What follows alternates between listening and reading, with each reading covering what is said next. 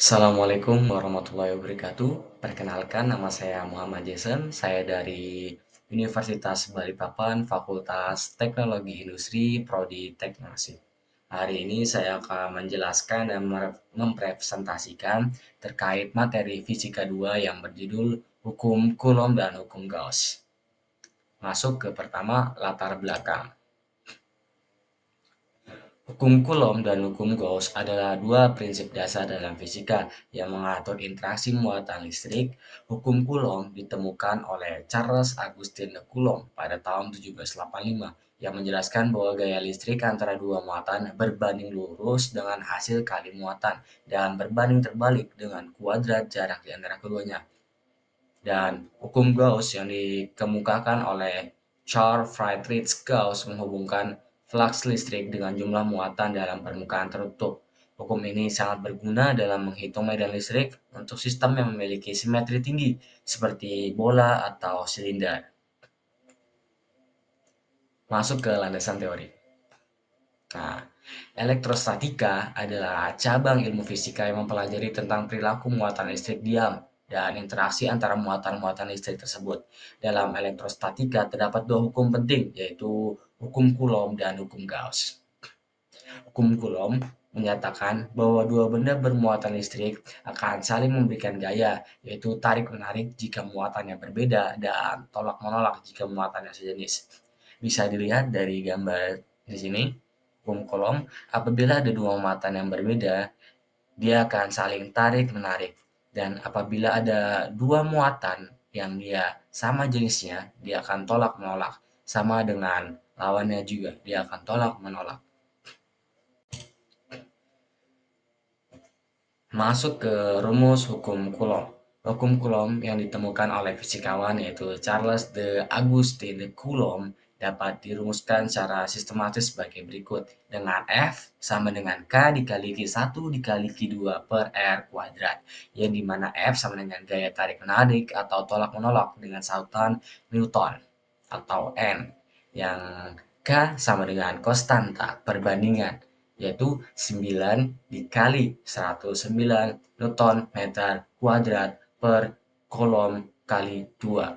Q1 sama dengan besaran muatan pertama dengan satuan Coulomb, Q2 besaran muatan pertama yaitu dengan satuan Coulomb juga, dan R adalah jarak antara dua muatan yaitu Q1 dan Q2 dengan satuan meter. Nah, penerapan hukum Coulomb dalam aktivitas atau kehidupan sehari-hari banyak sekali kita temui, yang diantaranya itu pengisian baterai, kombinasi bahan pakai, fungsi elektromagnet dalam mesin, dan penyinaran lampu neon. Ini contoh soalnya, bisa disimak. Next, masuk ke hukum Gauss. Nah, kita langsung ke bunyi hukum Gauss. Bunyi hukum Gauss yaitu flux listrik total yang melewati seberangan permukaan tertutup berjumlah sebanding dengan muatan listrik total yang berada di dalam permukaan tersebut. Dengan kata lain, jumlah garis-garis medan listrik atau flux yang menembus permukaan tertutup sama dengan jumlah muatan listrik yang dilingkupi oleh permukaan tersebut, dibagi dengan prioritas ruang hampa. Flux listrik juga adalah ukuran jumlah garis-garis medan listrik yang menjadi suatu permukaan tertentu. Nah, masuk ke rumus hukum Gauss, yang dimana